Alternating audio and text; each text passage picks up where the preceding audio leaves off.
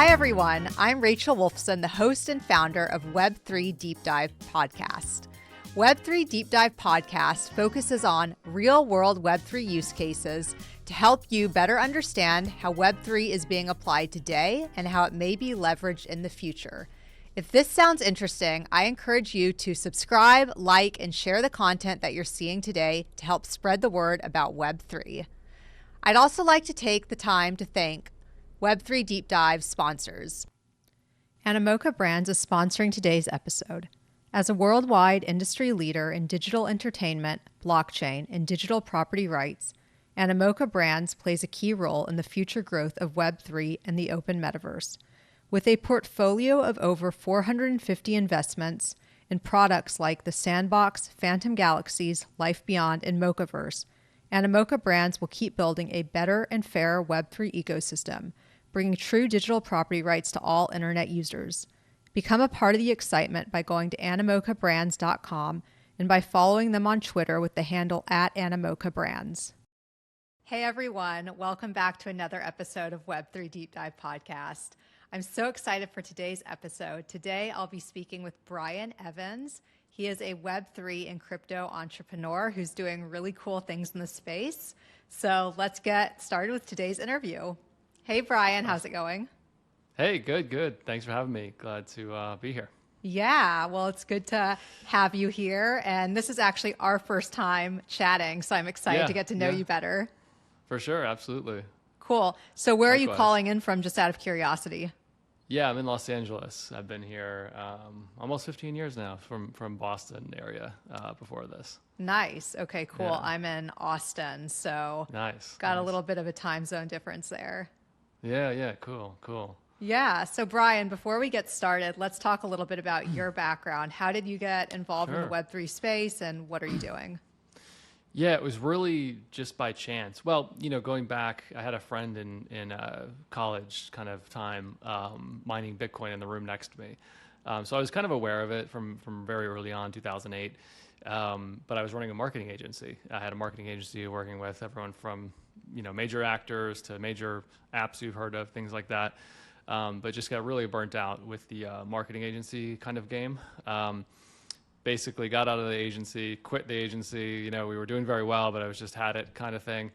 And then I was just taking meetings with different people, and me and my former business partner, actually, we were meeting with somebody from Norway, I believe. Haven't even kept in touch, but we were just having lunch, just a chance lunch, and this is around 2014, and he told me about this thing called Ethereum, and it was about $2 at the time. And he said, take everything you have, sell everything you have, buy Ethereum. And I was like, what is this thing? Is this a virus? Like, I don't know what it is. It sounded super strange. I had no clue. I was aware of Bitcoin, but wasn't super aware of the other ones like Ethereum. But then looked into it and I was blown away. I was, oh my gosh, this could change everything. And just got super hooked on it, bought a lot of it, and just kind of went down that crypto rabbit hole from there. Everything I've been doing since basically 2014 has been crypto, and now sort of the broader Web3, NFTs, digital assets, and beyond. So it's been an interesting journey of being like traditional kind of, traditional digital marketing agency, then kind of completely switching gears to now I've done over 200 investments in crypto and Web3 projects personally as an angel investor, and work and advise a lot of projects. We incubate projects. I was on a TV show recently, so it's just come around. It blows my mind sometimes of how far down the rabbit hole I've gone. Yeah, wow. And it all started in 2014 with Ethereum. It did, yeah. I bought the Ethereum, and I didn't really know what it was at the time, but I started to learn what it was, and I was like, wow, this could be a new operating system of the internet. I saw connections to video games, and Vitalik, the creator of Ethereum, was playing video games previously, and this really caught my attention. And I noticed a lot of concepts that were in Ethereum that were similar to video game concepts, and as a gamer, that intrigued me a lot.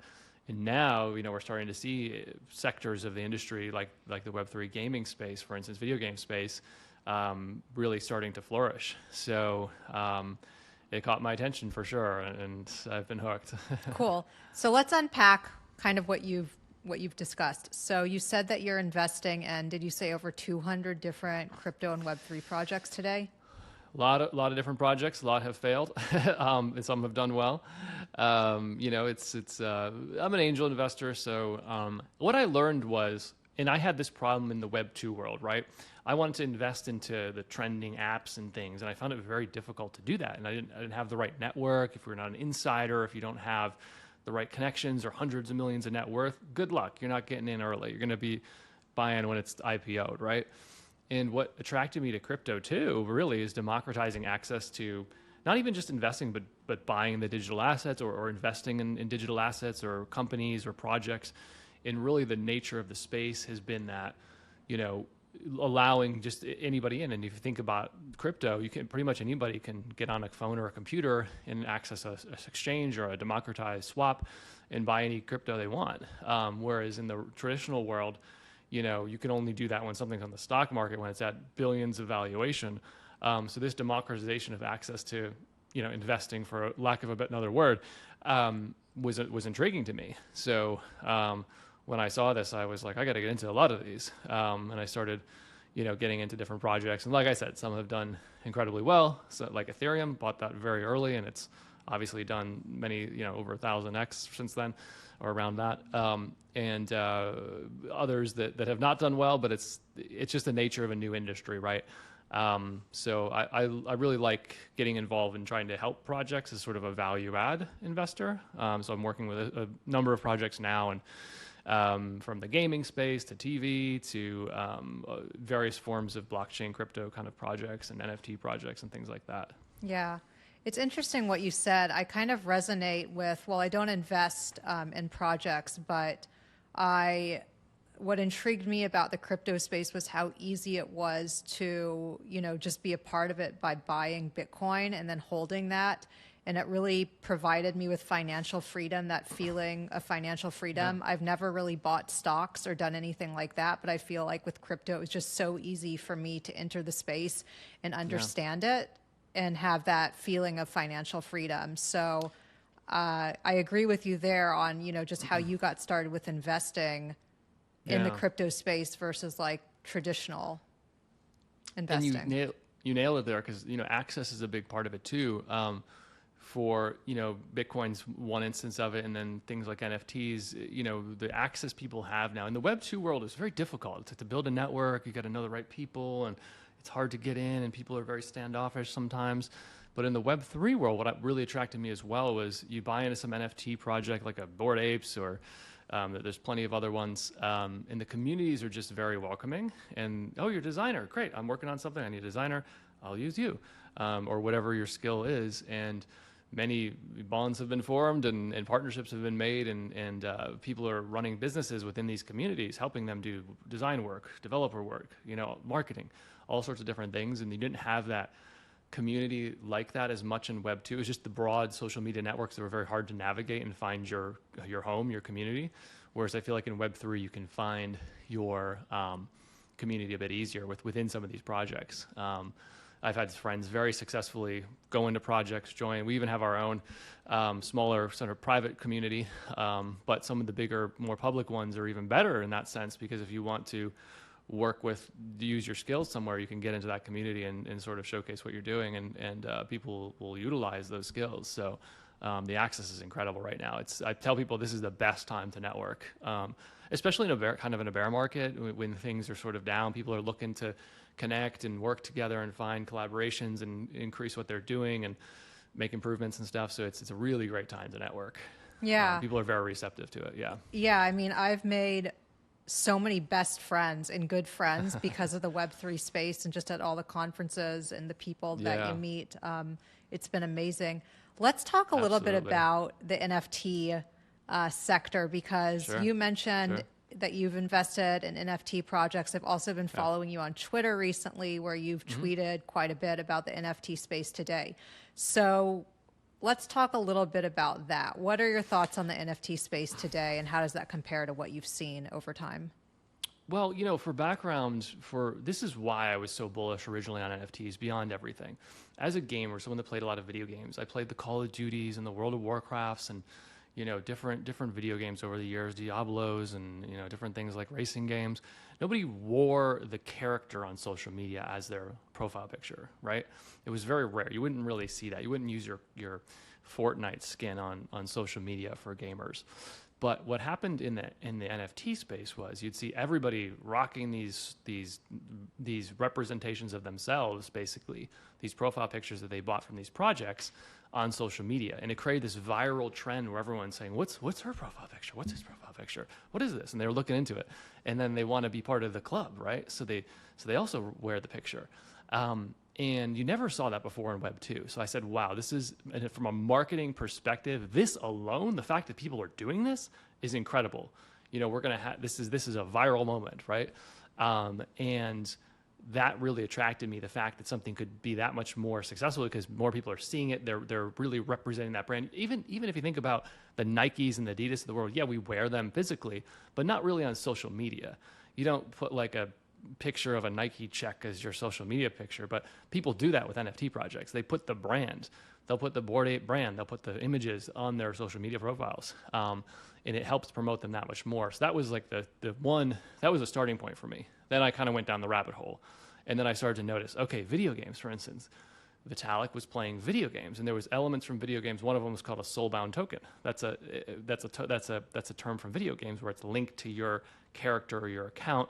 And they included this in Ethereum now. And there's all these similarities. The rules of Ethereum and the rules of a smart contract were very much like a video game. And I was thinking to myself, well, what would be even better than just wearing these profile pictures would be video game characters where they, you're expending effort and putting in time to this game, and you want to own a piece of that. So digital ownership, that's got me to digital ownership of when people invest their time into something, they want to feel like they can own it. So digital ownership of NFTs is just a perfect mechanism for this digital ownership. So I really think the video game space, even the film space, I'm helping a friend, very, very successful film producer called Rick Dugdale. He's working on a project, and there's a connection to NFTs and movies. So there's lots of different sectors of industries that are being disrupted, and nobody wants to be the blockbuster, right? So I think people are starting to slowly realize this. And then we're going to have our chat GTP moment still, right? I still think there's time for different parts of these industries to say, oh, that's what it's all about. And we're going to see that with video games, for instance. We're going to have a game that just takes off like crazy. It's going to have NFTs, it's going to have tokens, crypto as the in-game gold. And it's going to have that chat GTP moment where there's millions and millions of users overnight. People are going to go, that's it. And then guess what? All these game studios, many different sectors of different industries are going to go, that's what it's about. Okay, now we go in. They've been having their secret meetings and making their plans for a long time of what they're going to do with crypto. And we see it, right? I'm transitioning topics a little bit, but BlackRock, for instance, coming into the Bitcoin space, they obviously had this plan for a long time. Larry Fink didn't just wake up one day and say, Bitcoin. They've been thinking about this for a while and just wanted to come in at the right time. So we're, it's kind of that precipice is close of real mainstream adoption, I feel like. Yeah. And so do you think that mainstream adoption, I mean, I agree, I feel like Web3 right now is kind of in the experimental phases where you see innovative brands like Alo Yoga, Adidas, Nike, they're all experimenting with Web3, but we haven't had that aha mainstream moment. But do you think that's going to come about through a video game? It very well could. There's incredible things, especially the intersection of AI and Web3 for video games is really interesting. There's this concept called player agency in video games where players want to kind of customize their experience a lot more. So what AI can do is AI can, it could, for instance, look at your social media profile and you could interact with it and it could change what the character in the game is doing based on you. Or you could sort of choose your own adventure kind of thing. So that's the trend in video games. And where Web3 comes in is that people put so much, when that happens, and even currently, I even put a lot of time into video games, and I don't even have a lot of time. But when 15, 20 years ago, when I had more time, I put in way more time into video games, and people put a lot of effort into these. So when you put in so much effort, you really want to feel like you own some part of that. It feels kind of, it's sad when you kind of realize at the end of the day, X company owns all that. and they closed down, or I'm not playing anymore, so I have nothing. And I've people spend tens of thousands of dollars on Fortnite skins and all sorts of things in games. So the idea of ownership, it's really just the natural evolution of video games. We kind of, if you think about video games, for anyone that's played video games, it's the Super Mario Brothers days of jumping around. Oh, you die, game over. Okay, well that's a closed loop game, and okay, I'm gonna get some popcorn, have some tea, go have dinner. I'm gonna stop playing. Then they got smart. They said, oh, well, let's just make games that go on forever. Let's just continuously have levels. You don't die, right? So then they made the Angry Birds, the games that you can just have infinite levels, the Candy Crushes of the world, right? That just addict you and you play forever. Then they said, well, we got to go online and we can have 3D worlds. They made these Call of Duties, Fortnite, these big MMORPGs like World of Warcraft, and they made these beautiful, amazing worlds that people put even more time into. So they're putting so much time into these games, and then players are kind of, putting all this time into these games, and the only way to trade my items is like some black market, and doing something that it's not against the terms of service, you get banned, and then players are thinking, well, that character is me. I have made this character as a representation of myself. I want to own that. So now there's this idea of ownership, and that's across a lot of sites. That's just not just video games, but especially in video games, it's so clear as a gamer that people really want this. And there's different parts of the world that are more, interested in this currently. Like in the West, it's a little bit kind of 50-50. Okay, maybe, yeah, they kind of get it.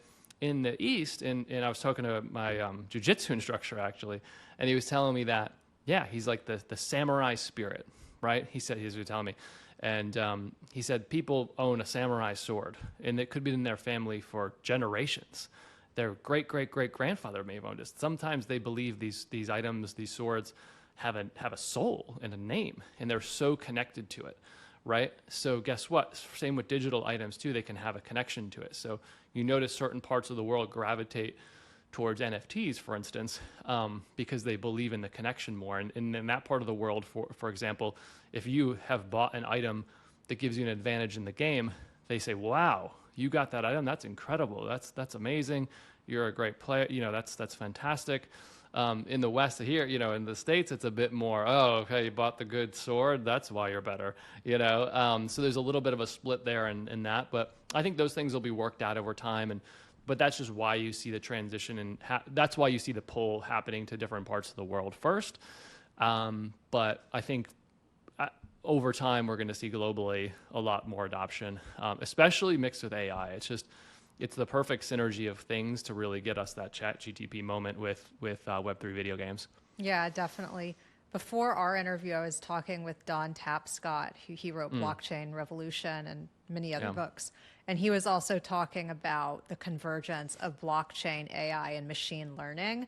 But apparently blockchain and AI is going to be huge. I mean, it's already big, but blockchain apparently is a very important component of AI. And I don't know if a lot of people realize that yet, but according to Don, blockchain will underlie that AI development. Everything will be running on blockchain networks. I sure hope so, because, we've heard some of the scarier sides of AI, right? And you don't want the AI running out of control in some sci-fi movie scenario, right? So the fact that blockchain is transparent, it provides that base layer of security and stability, really makes sense to me. Yeah. Brian, I also wanted to ask you about, so you are one of 3 judges on a new crypto or Web3 focused show. Is it called Finding the Hidden Crypto Gem? The Next Crypto Gem. The Next Crypto Gem. Yes. The Next Crypto Gem. It's on a number of platforms. We got the air date September 7th.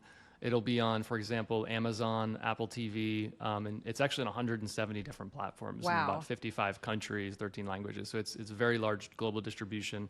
The company behind it is actually a distribution company, and they do shows regularly in different categories that have been very successful. So yeah, I met the producers last year sometime. It was an introduction from a friend, Brandon, and Kevin Harrington, who was on the original Shark on Shark Tank. And I think they approached him, and he was kind of like, I'm not a crypto guy. We'll talk to Brian. And they approached me, and I was really interested by it. I didn't have a lot of information back then, so I kind of went on a whim. And then before I know it, I met the rest of them, and they were all great crypto people and everything. And they ended up casting George, Cryptos R Us, who's one of the top YouTubers, amazing guy, Leah Halpern, who's well known in the Bitcoin space, as the judges, the three of us.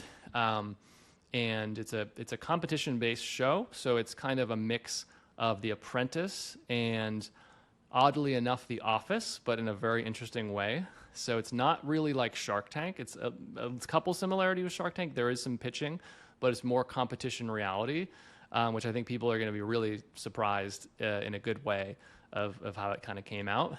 So it was an incredible experience filming it, and there was really good competitors on the show. It was very honestly, I invest into, like I said, a lot of things, and I find that pretty easy at this point. This show was not easy. It was real. And we really had to decide, sometimes in seconds or minutes. Okay, judges, go to the back, decide. And we had 2 minutes. Everyone's waiting. We got to make a decision very quickly.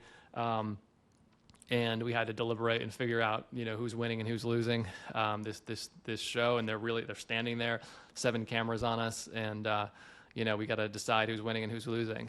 So it was stressful, but it was incredible. I think it came out great. I'm looking forward to seeing it as the first, mainstream crypto reality TV show, more so than even myself. There's an educational component to it. So there's a lot of cutaway moments where we kind of cut to camera and educate the audience about, what's an ERC20 token? What's this? What's Bitcoin? What's an NFT? What's Web3? And there's different moments in there where we have very practical takeaways. And I think the selection of projects by the producers and eventually the judges was great, because it was things that I can't give away the names of them or anything, but they were ones that the mainstream audience would understand partially, and through educating them more, we'll understand even more. So it was actually a really great experience in seeing, seeing how it plays out with presenting something to a very broad mainstream audience, and figuring out how to do that in a way that's still true to like crypto and Bitcoin, Web3, et cetera.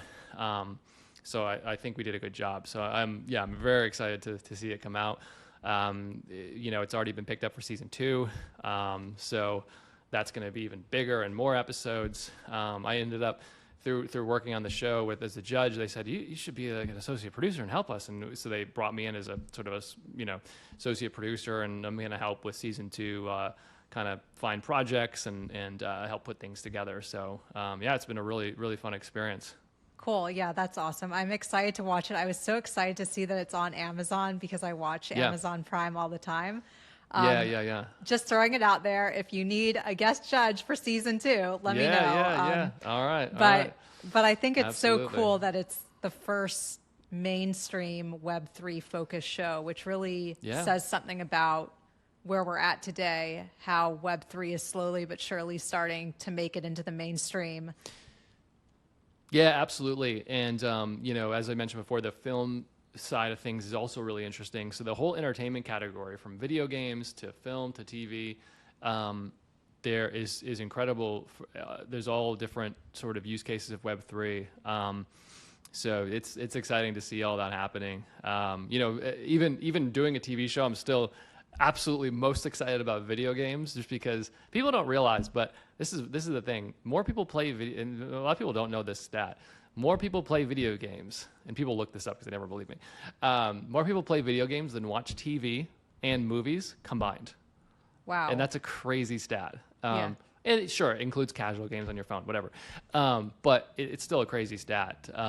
Not the TV or film or smaller or anything, but video games is just like half the world's population kind of thing, if not higher, are playing video games in some capacity. But the entertainment category is just ripe, I think, for and I'm here in LA and see Hollywood stuff a lot, and it's a very old legacy industry, let's call it.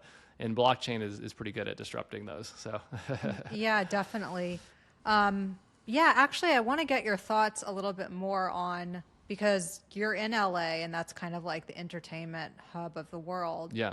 How are people reacting towards blockchain when it comes to implementing that for like entertainment purposes? Are people excited about it, or are they still hesitant? I think coupled with AI, there's real interest. A buddy works in my Affinity group. It's a collective we have, kind of a group of NFT people. Works at Paramount, and I have my friend Rick, who's he's the guy that CAA goes to. He did the first NFT movie with Anthony Hopkins, and it was a movie that you could watch using his platform with an NFT. So the ticket, so to speak, to watch it digitally in a metaverse was the NFT. So Hollywood is looking at people doing this, and they're starting to. I think I just saw. Was it Warner Brothers? It was either Warner Brothers or someone like that just put out a Web3 movie where it's I think it's Warner. Yeah. It's Alluvio, because I'm interviewing Michelle at some point with Alluvio. Yeah, that's right. So they're doing this. They're very, I think that, and there's this whole category, Film 3 even, they call it. Oh, interesting. So there's a Film 3 category where it's basically a spin on Web3 of, films using NFTs and movie and digital assets. And the idea of ownership of IP is a very interesting thing. However, it's not fully solved yet, because Hollywood with IP is difficult, right?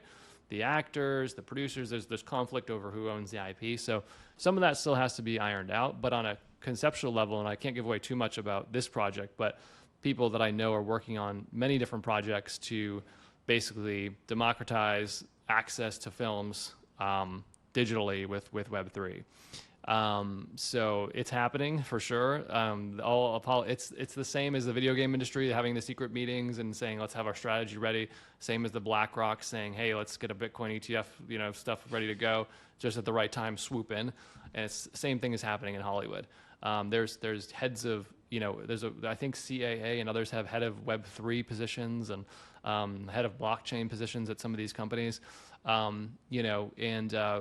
It's a good sign. It really is a good sign. We're seeing it happening.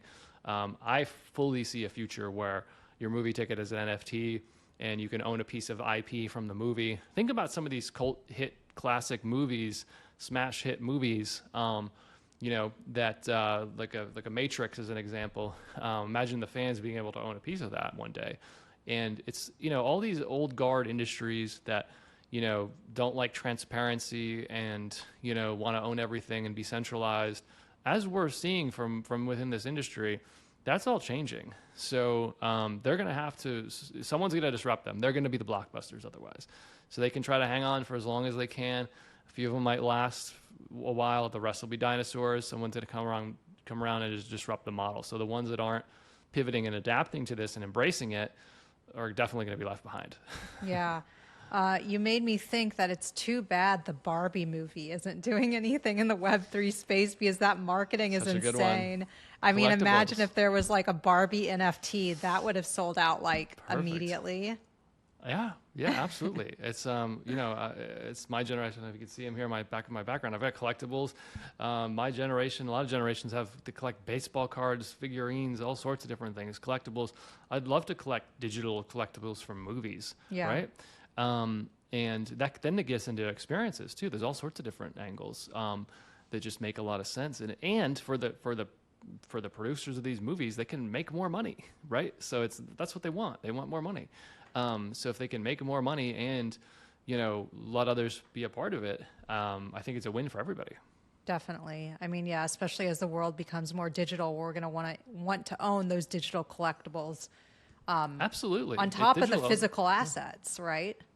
Oh yeah, absolutely. I think digital ownership of many things is coming. It's even real estate and things like some of the ways that various real world assets work now of ownership is really old school. Mm-hmm. But I think something like a blockchain where it's immutable and you can really track it to a definitive degree makes a lot of sense. So right. Yeah. So Brian, I want to get your thoughts on, because we're talking about all these great use cases and ways that NFTs can be leveraged in the real world. But do you think that, right now with NFT prices, at least, things are down, the market is down. Do you think that's impacting real world application of NFTs? Or do you think that the two have just remained completely separate, which, they should remain separate because NFTs aren't really just about the financialization?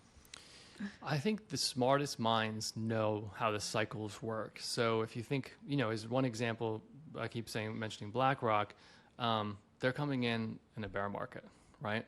They're coming in strategically at a specific time.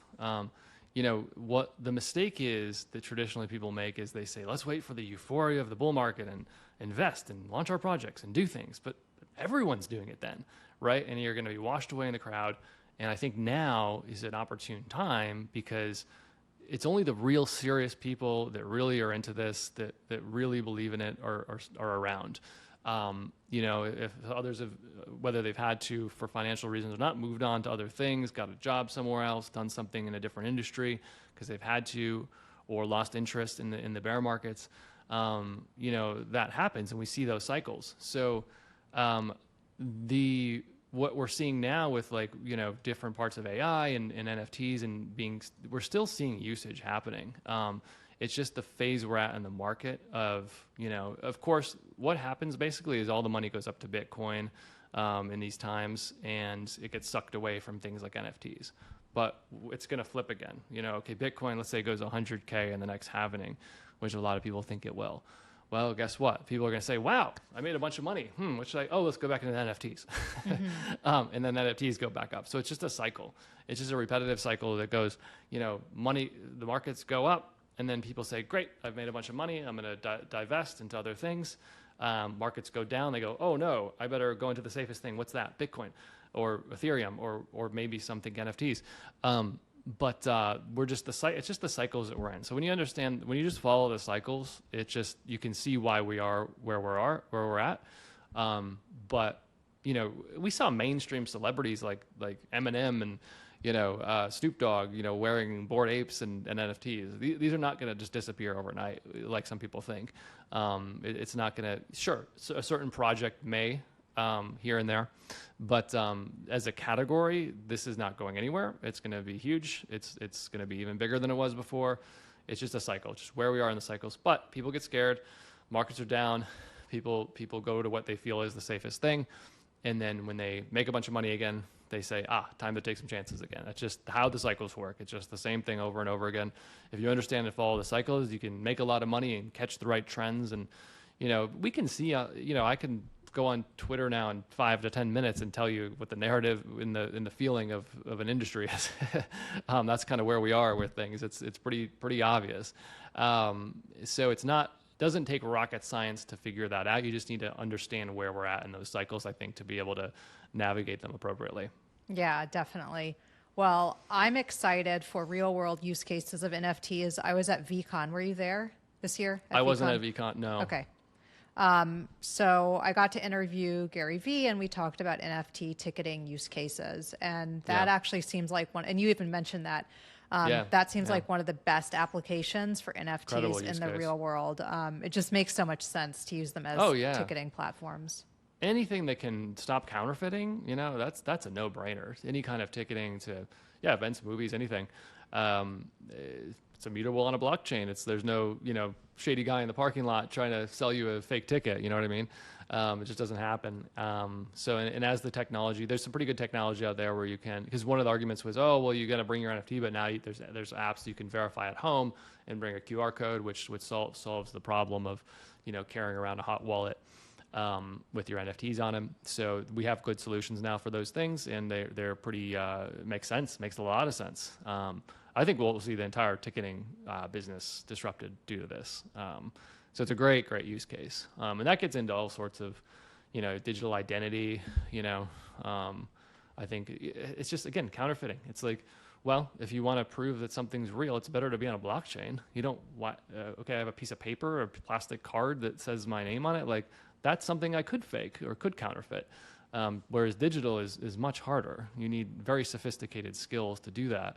Whereas, here I'm in LA, I could probably find a counterfeiter and, down the street if I really wanted to. Yeah. Right. Yeah. Let's talk a little bit about crypto or just investing in Web3 projects, because that's what you do. So how how do you decide which projects that you want to invest in? Like what piques your interest? So nowadays, and this is what I also tell people to do. It's like, if you don't take the average person investing, right? You don't have the most money to invest, but you might have a skill. So I call it a value-added investor, where you can come in and say, hey, I'm a designer, and I also can invest some money into your project. I'll help you with some design work, and I'll also give you some money. Maybe we could make a deal. Put in a little bit of sweat equity. And you couldn't do this in Web 2. You go to Uber, like when they were taking off, and come to them with that pitch, and they'd be like, we can maybe hire you for some small job or something, but it wouldn't have really worked. But the Web 3 crowd is very receptive to this. So you can come in as a value-added investor if you have a network or some skills you can provide. So just before even selecting the project, that's one approach you can take is say, I'm a value-added investor. I can do X, Y, or Z, and I also have some money. I don't have the biggest check, but I can help you with something. Your marketing, I can help you run your social media. I can do X, Y, or Z. And that can get you a leg up from many others. And most projects are very receptive to this. This is really good alpha for people that are like wanting to invest, but they're saying, I only have $1,000 to invest. So how could it, I'll get a 5X. Okay, yeah, it's cool, but like it's not enough. But you could maybe negotiate and say, hey, maybe I could get a $10,000 ticket, so to speak, in your project or chunk of whatever it is, tokens, NFTs, equity. But I'll help you and I'll give you a little bit of money, but I can't pay $10,000. I could pay $2,000 and put in $8,000 of work, something like that, right? So this is just an idea. I even do this to this day.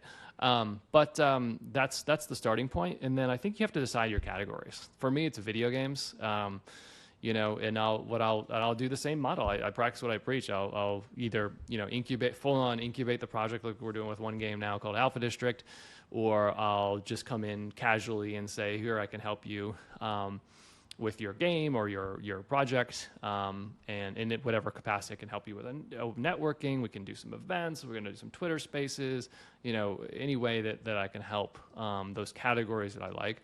And I think you have to think about it more. What my perspective is, you're always going to have projects that really take off and ones that don't. It can be, for the average person, it's very hard to figure out what are going to be the winners, what are going to be the losers. So think about categories. So if you really like the video game category, for instance, get in a bunch of video game projects, Don't just try to pick one winner. Try to get in a bunch of them. And you can take small bets, right? Especially with crypto, you can buy $10 of something, and we do see crazy returns on some of these sometimes, right? You do see the 500Xs, 100Xs, it does happen.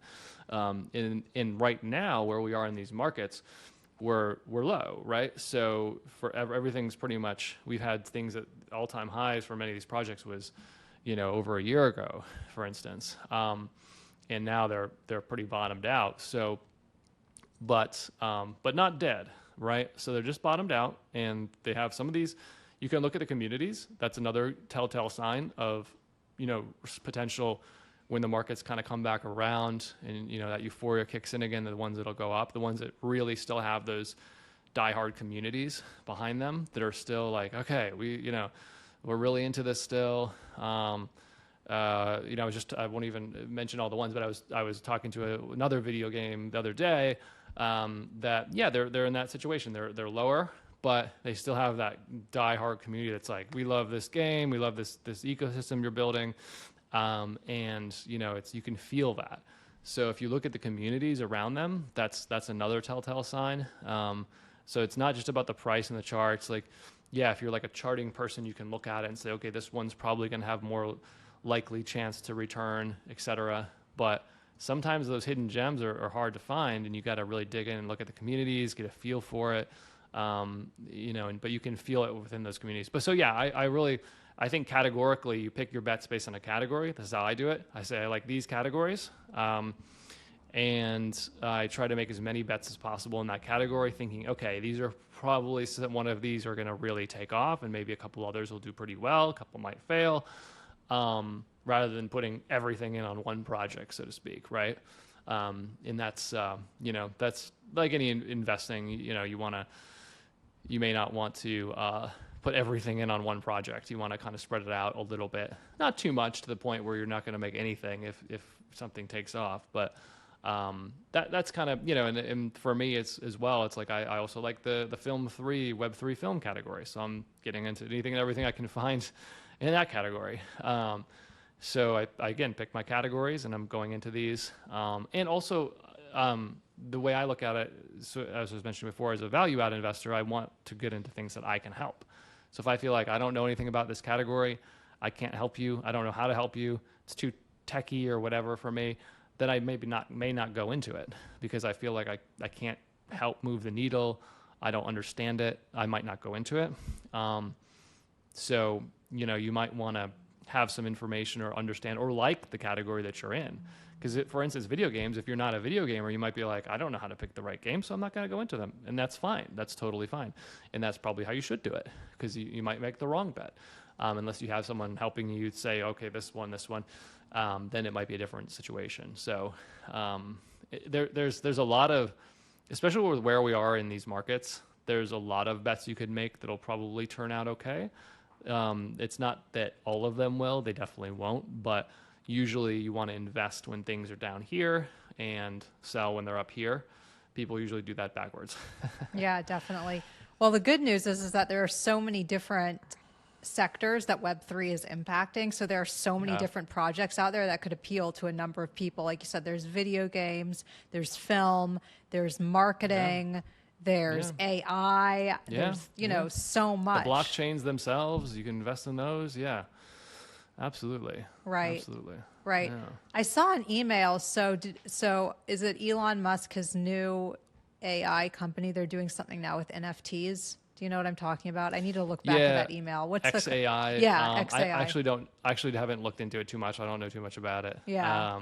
But I mean, it doesn't surprise me. It's part Elon's Elon, right? So he's obviously, he's both the biggest bull and the biggest critic of AI. It's kind of funny. He's like, it could destroy the world, but I'm launching a new AI company. Right. But it's going to be like, set up in a way that like it can't turn into some, sci-fi movie essentially. He's right. AI is, we see it with ChatGPT. It's extremely powerful, and it only makes sense to couple blockchain technology with AI. Again, you were talking about before, some of those projects doing the base layer with blockchain to kind of keep it in order and make sure it runs how it's supposed to run, and like not have some psycho situation where the AI tries to take over, so to speak. Right. Yeah, well, I'm curious to hear more. I should read that press release about what they're doing. I think it's just generative art. So basically the AI can generate an NFT, but that's art that was done like seriously a year or so ago, like nothing new there, but because it's Elon Musk's company, that's going to attract a lot of attention. Oh yeah, absolutely. Generative art is incredible. I mean, there's some downsides. Some of the artists feel ripped off when it's one of my really famous artist friends was telling me that he was doing some AI generation of his own stuff, and he was like, some of it just literally like basically copy and pasted like some of his art and put it in there and changed it a little bit. And he's like, as the artist, I can see that that part of it was copy and pasted, but beyond that, and I think there's obviously some kinks to work out. Beyond that, it's incredible. It's really mind blowing. Even for video games, they have such good AI now for level generation for video games, for instance, and this goes into film as well. I can just draw very sloppy, like a 5-year-old would. Draw a window here, door over here, little level like this. So here's a walkway, just very sloppy. And the AI will say, okay, boom, beautiful. Wow. And it makes very quickly makes an amazing level. And that's where these idea of, AI in film, et cetera, comes in.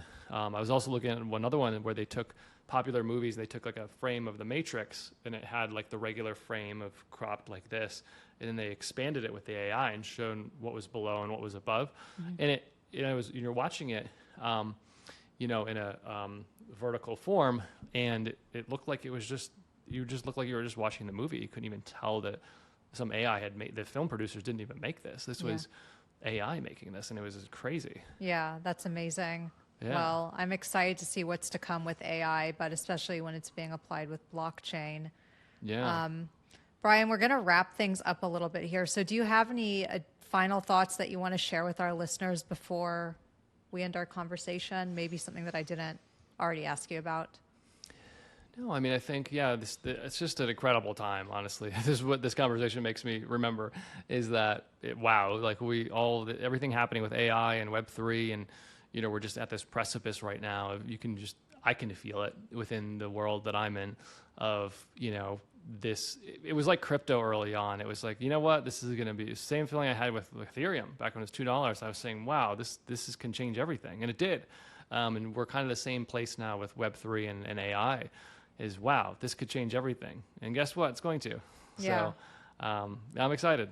Yeah, I'm excited also. I'm also excited because of the recent XRP court ruling, which isn't saying we have a clear regulatory framework yet, but it's a step in the right direction.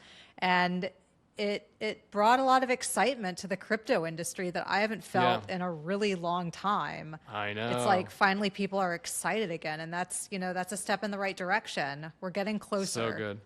Oh, absolutely. So good. And it was it was just great to see that. And it just made a lot of sense too when I was reading some I didn't even read the whole entire full legal ruling because you need to be a lawyer to kind of interpret half of it. But just seeing people's takes of it and stuff was, wow, it looks really, obviously it is what it is. It's something, but I think it shows that people are going to go realize. And, I was talking to some friends that are actually not in this industry, and they were saying, you know what? We kind of saw this too, because we saw all this stuff in the mainstream media, very negative, SEC is going after everybody.